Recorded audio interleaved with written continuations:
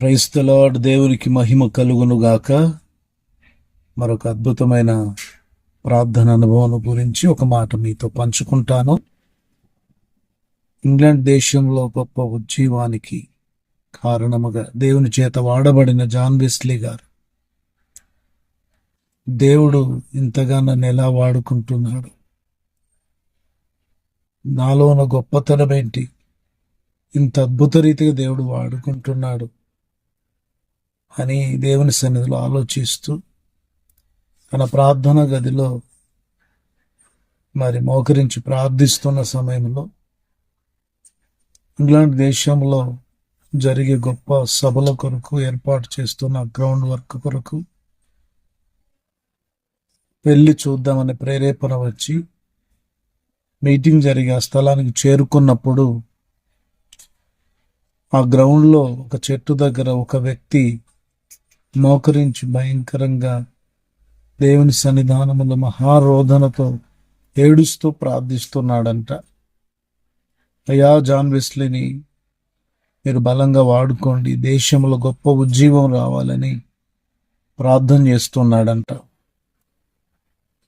దగ్గరికి వెళ్ళి ఇంత నా కొరకు భారంగా ప్రార్థన చేసేది ఎవరని చూస్తే రెండు కాళ్ళు విరిగిపోయి మొండి మోకాళ్ళతో చెట్టును పట్టుకొని మోకరించి ప్రార్థిస్తున్న ఆ వ్యక్తిని చూచి జాన్ వెస్లీ గారు సాగిలపడి దేవుని సన్నిధానంలో భయంకరంగా మహారోధనతో ఏడ్చి, అయ్యా, నాలో ఏదో గొప్పతనం ఉందనుకొని నేను అనుకున్నాను, కానీ నా వెనకాల ఇలాంటి వాళ్ళు చేసే ప్రార్థనను బట్టే ఈరోజు నేను నీ చేతిలో వాడబడుతున్నానయ్యా అని ప్రభును మహిమపరిచాడంట.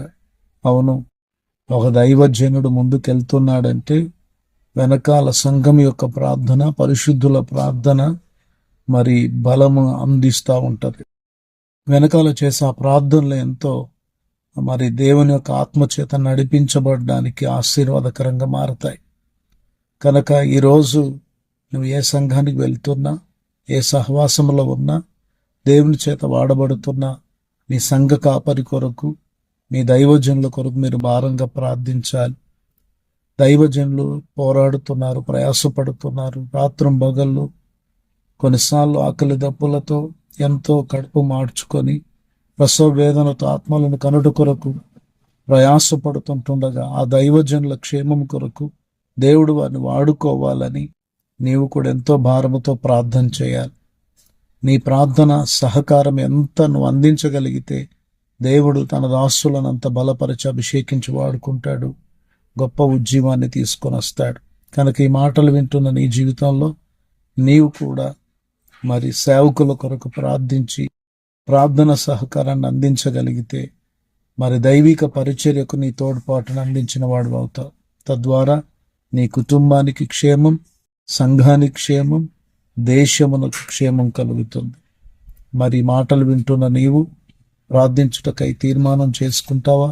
ఈ రోజు నుంచే మరింత ఎక్కువగా ప్రార్థించడానికి, మునుపటి కంటే ఎక్కువగా ప్రార్థించడానికి తీర్మానం చేసుకో.